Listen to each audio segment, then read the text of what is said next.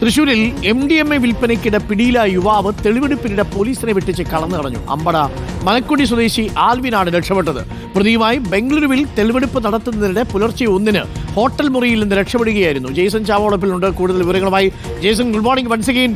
ഈ പോലീസുകാർ അപ്പം കടന്നുറങ്ങുകയായിരുന്നു ജെയ്സൺ? അങ്ങനെയല്ല സംഭവിച്ചത്. സ്വാഭാവികമായും ഇയാൾ MDMA വിൽപ്പനയുമായി ബന്ധപ്പെട്ടാണ് കഴിഞ്ഞ ദിവസം ഇയാളെ പിടികൂടുന്നത്.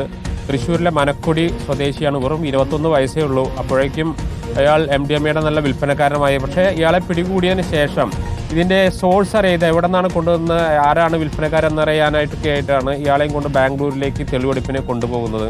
തെളിവെടുപ്പിന് കൊണ്ടുപോയി ഒരു 3 നിലയുള്ള ഹോട്ടലിലാണ് ഇവർ താമസിച്ചത്. അപ്പോൾ ഇയാൾ ബാത്റൂമിലേക്ക് കയറുന്നു. പിന്നീട് ബാത്റൂമിൽ തുറക്കാതായപ്പോഴാണ് നോക്കുമ്പോൾ ഇയാൾ പുറകിലെ ബാത്റൂമിൻ്റെ പുറകുവശത്തോടു കൂടെ പൈപ്പിലൂടെ താഴോട്ട് ഇറങ്ങുന്നതാണ് പോലീസ് കാണുന്നത്. പിന്നീട് വിശദമായ തിരച്ചിൽ നടത്തുന്നുണ്ട്. ഇതുവരെയായിട്ടും പിടികൂടാനായിട്ടില്ല എന്നതാണ്. പ്രത്യേകിച്ച് ബാംഗ്ലൂർ എന്നൊക്കെ പറയുന്നത് ഇവർക്കൊക്കെ സ്ഥിരമായി പരിചയമുള്ള സ്ഥലമാണ്. പ്രത്യേകിച്ച് ലഹരി വിൽപ്പനയും വാങ്ങലൊക്കെ നടക്കുന്ന പ്രധാന കേന്ദ്രങ്ങളൊന്നാണല്ലോ ബാംഗ്ലൂർ എന്ന് പറയുന്നത്.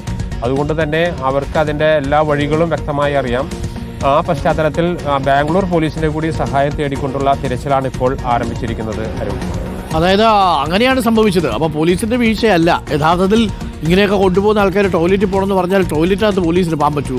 എന്തായാലും ആ ജനൽ ഇളക്കിയാണ് രക്ഷപ്പെട്ടത് എന്നാണ് മനസ്സിലാക്കുന്നത്. ആൽവിൻ എന്നാണ് ഇയാളുടെ പേര്. ആ ദൃശ്യങ്ങൾ ബാംഗ്ലൂരിലുള്ള പ്രേക്ഷകർക്ക് ഒന്ന് കണ്ടുവച്ചോളൂ. നിങ്ങൾ നടന്നു പോകുന്ന സമയത്ത് ഇങ്ങനൊരു കക്ഷി മുമ്പിൽ വന്നാൽ പോലീസിനെ അറിയിക്കാൻ മടിക്കണ്ട. പോലീസിന്റെ വെട്ടിച്ച് കടന്നു കളഞ്ഞ ഒരു MDMA കടത്തുകാരൻ്റെ വാർത്തയാണിപ്പോൾ നമ്മൾ കേട്ടത്.